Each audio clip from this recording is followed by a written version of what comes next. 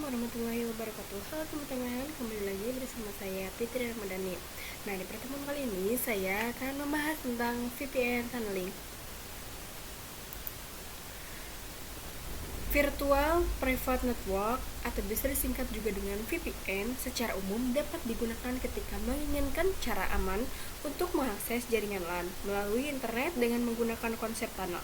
Cara kerjanya yaitu dengan memanfaatkan tunneling dengan cara membuat terowongan atau interface virtual yang dapat berjalan pada internet. Nah, contohnya yaitu ketika suatu perusahaan memiliki kantor pusat di daerah Jakarta dan kantor cabangnya yang berada di Semarang. Nah, kedua kantor ini memiliki jaringan lokalnya masing-masing, yang dimana kan ini merupakan satu perusahaan, pasti file-filenya sama. Nah, biasanya apabila ingin menghubungkan router satu dengan router yang lainnya, kita bisa menggunakan interface seperti fiber optik, wireless, dan lain-lain. Nah, dalam peristiwa ini, apabila kita memakai interface seperti itu, maka kita akan mengalami kesulitan dan biaya yang cukup mahal. Oleh karena itu, kita bisa menggunakan atau bisa memakai yang namanya VPN tunneling dengan syarat antar kantornya harus terkoneksi. Dengan terkoneksinya antar kantor, ini menciptakan yang namanya tunnel. Kantor pusat yang ada di Jakarta dengan kantor cabang yang ada di Semarang, kita buatkan satu tunnel atau terowongan. Dia ini bisa diakses secara langsung, tapi dia ini cover sama yang namanya VPN private, seperti paket di dalam paket, jadi minim sekali terserang. Ketika sudah terhubung antar jaringan kantor pusat dengan jaringan kantor cabang, maka bisa mengakses file-file yang ada di kantor cabang, begitupun sebaliknya. Kesimpulannya yaitu ketika kita ingin menghubungkan dua titik menjadi satu interface secara fitur, tapi ketika dilihat dari geografisnya yang berjauhan, maka kita bisa menggunakan metode VPN tunneling. Nah, di sini ada susunan topologi. Kita susun, yang pertama yaitu net, yang kedua yaitu ada tunnel, yang ketiga yaitu kita tambahkan mikrotik. Mikrotiknya kita tambahkan 2. Selanjutnya ada PC, kita tambahkan 2 PC. Nah, selanjutnya kita setting hostname-nya untuk PC1 yaitu kita namakan router pusat, untuk router yang kedua yaitu kita namakan router cabang. Sebelum ke Winbox, kita harus menggunakan routing terlebih dahulu antara PC dengan Pinet Lab kita agar keduanya bisa saling terkoneksi. Buka command prompt, lakukan routing antara PC dengan Pinet-nya atau buka command prompt. Kemudian lakukan routing untuk perintahnya menggunakan route add.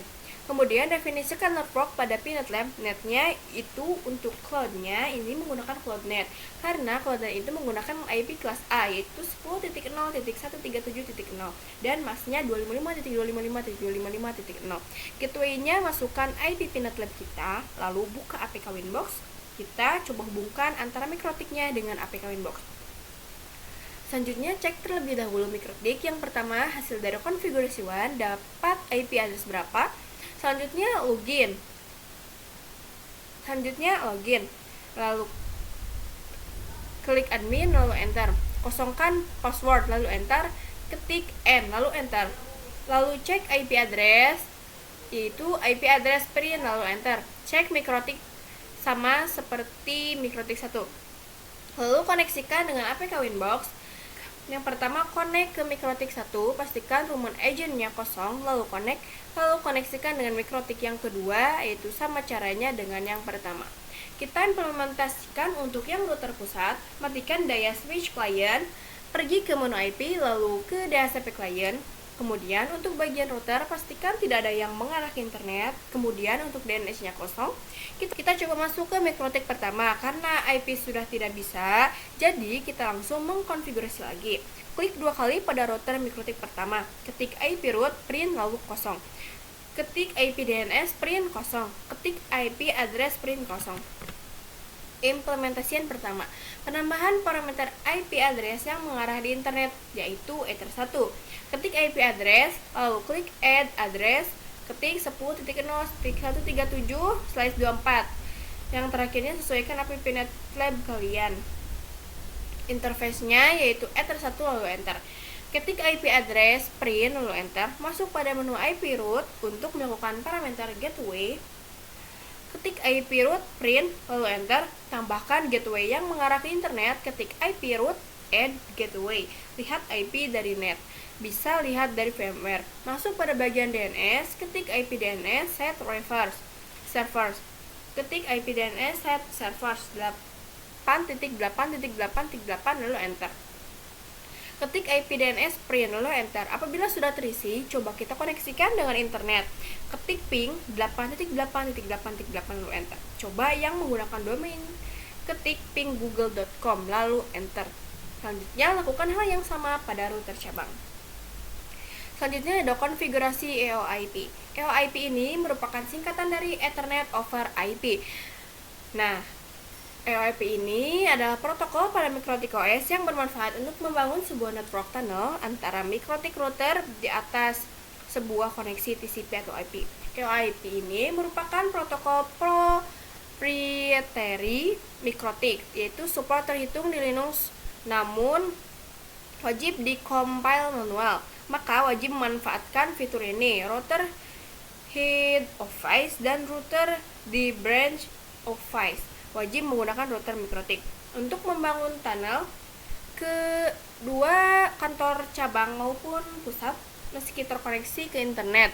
EOIP tunnel itu menghubungkan antara set yang dimana antara set itu harus yang memiliki network yang sama. Selanjutnya interface lalu klik add lalu EOIP tunnel. Pengkonfigurasian pada EOIP tunnel. Untuk konfigurasi EOIP tunneling, caranya buka menu Winbox, router pusat kita, lalu klik menu interface, klik tambah, cari EOIP tunneling, untuk namanya, saya namakan EOIP tunnel to cabang. Remote address-nya ketikkan IP address cabang. Untuk tunnel ID-nya yaitu 25, lalu play dan OK. Di sini belum terdapat tanda R yang biasa dikenal dengan running karena kita belum menambahkan pada router cabang. Nah, buka Winbox pada router cabang, buka menu interface, tambahkan, lalu cari EOIP tunneling. Untuk namanya, saya namakan EOIP to pusat. Remote address-nya ketikkan IP address pada router pusat. Tunnel ID-nya yaitu 25. Nah, di sini sudah berhasil ada tanda running atau R-nya. Kita coba ping dari R cabang ke pusat. Nah, buka menu Winbox router pusat, lalu ping IP dari router cabang. Selanjutnya ada PPP. Nah, singkatan dari PPP ini merupakan point-to-point protocol, digunakan untuk membangun tunnel atau koneksi langsung antara dua lokasi yang berbeda melalui internet. PPP ini dapat menyediakan autentikasi, koneksi, enskripsi, dan kompresi. Router OS mendukung berbagai tunnel PPP seperti PPPoE, LT2P, selanjutnya ada PPTP, dan lain sebagainya. Selanjutnya ada PPTP. Singkatan dari PPTP ini yaitu Point-to-Point Tunneling Protocol, merupakan salah satu tunnel yang menyediakan enskripsi melalui IP, merupakan tunnel yang banyak digunakan karena hampir semua OS support PPTP client. Dapat digunakan untuk membuat koneksi aman antara jaringan lokal melalui internet. Router OS ini mendukung PPTP client dan PPTP server.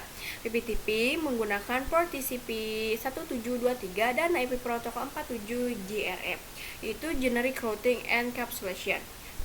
Lalu NAT helpers digunakan untuk mendukung PPTP di jaringan NAT.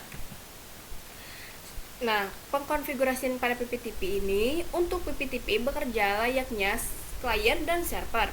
Untuk yang sisi server, misal saya contohkan di router pusat, dan untuk sisi kliennya saya contohkan di router cabang. Karena PPTP bekerja layaknya server dan klien, maka harus dikonfigurasikan terlebih dahulu untuk IP atau interface yang mengarah ke kliennya dengan IP address, dan untuk Ether di router pusat harus diisi IP address-nya yang nantinya akan menjadi gateway untuk VPC 1. Dan juga kita lakukan konfigurasi IPM address pada Ether 2 di router cabang yang nantinya akan dijadikan gateway untuk VPC 2. Nah, kita masuk ke router pusat terlebih dahulu, masukkan pada menu IP, lalu ketik lalu ke addresses, lalu add atau klik tombol tambah untuk Ether 2 yang ada di router pusat. Saya coba definisikan 192.168.1.1/24. Interface-nya Ether 2 karena mengarah ke klien. Lalu klik apply dan OK. Kemudian coba setting pada router pusat yaitu DHCP server sehingga nanti PVC mendapatkan IP secara otomatis, yaitu nanti request sebagai DHCP client. Caranya, pergi pada bagian IP, lalu klik DHCP server, lalu klik ke menu DHCP server, interface-nya yaitu Ether 2, lalu next sampai akhir.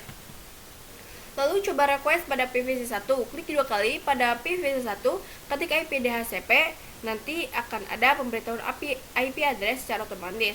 Lalu ketik show IP, lakukan hal yang sama pada PVC2. Untuk yang addressing pada Ether 2 sudah bisa. Karena sudah berhasil, jadi langsung konfigurasi PPTP, buka menu inbox router pusat, pergi pada menu PPP, lalu cari pada menu interface yang namanya PPTP server, lalu nanti enable-nya checklist dan nanti apply OK. Nah, di sini misal kalian pengen untuk sisi kliennya ketika dia ingin terhubung PPTP tunnel ke kita, dia menggunakan username dan password. Maka dari itu kita bisa buat username dan password pada sisi PPTP servernya menu secret. Caranya ke menu secret, klik add, lalu namanya bebas, misalkan PPTP Fitri. Untuk passwordnya misalnya 123. Untuk service-nya pilih PPTP. Local address-nya itu IP pada interface tunnel service-nya, misalnya kasih IP address 10.10.10.1. Untuk remote address-nya didefinisikan pada router cabang, misal saya kasih IP address 10.10.10/40, lalu apply dan OK. Setelah berhasil konfigurasi PPTP server, kita coba PPTP client pada router cabang. Nah, caranya pergi pada menu PPP, lalu pergi ke menu interface, klik add, pilih yang namanya PPTP client. Selanjutnya untuk general yang biasanya saja PPTP out 1. Fokuskan pada menu dialog saja karena di menu ini ada informasi terkait connect-to. Connect-to ini bisa kita hubungkan ke router pusat. Jadi kita definisikan IP dari router pusat. Lalu isikan IP statusnya router pusat. Untuk username dan passwordnya masukkan yang sudah kita buat pada DHCP server. Lalu klik play OK. Nanti akan ada informasi R, berarti itu sudah berjalan. Kalau misalkan sudah berjalan, kalian bisa cek IP lalu di address IP lalu ke address, nanti akan ada informasi R, berarti itu sudah berjalan. Kalau misalkan sudah berjalan, kalian bisa cek IP lalu ke address, nanti akan terdaftar IP address tunnelnya. Selanjutnya ada L2TP. Salah satu service VPN yang terdapat di MikroTik adalah L2TP, yaitu Layer 2 Tunneling Protocol, di mana L2TP ini merupakan pengembangan dari PPTP dan ditambah L2F, Network Security Protokol dan Encryption digunakan untuk autentikasi sama dengan PPTP. Akan tetapi untuk melakukan komunikasi L2TP menggunakan UDP port 701, biasanya untuk keamanan yang lebih baik L2TP dikombinasikan dengan IP SEIC menjadi L2TP atau IPsec. Selanjutnya ada PPOE, yaitu singkatan dari Point to Point Protocol over Ethernet. Merupakan jenis protokol tunnel layer 2 yang digunakan untuk mengontrol akses jaringan. Untuk satu jaringan protokol tunnel yang banyak digunakan ISP karena dapat dengan mudah melakukan manajemen banyak klien tanpa menggunakan IP publik. Berikan autentikasi, enskripsi, dan kompresi. PPPoE hanya bekerja dalam satu jaringan, yaitu One Broadcast Domain. Nah, sekian presentasi dari saya. Kurang lebihnya mohon maaf. Wassalamualaikum warahmatullahi wabarakatuh.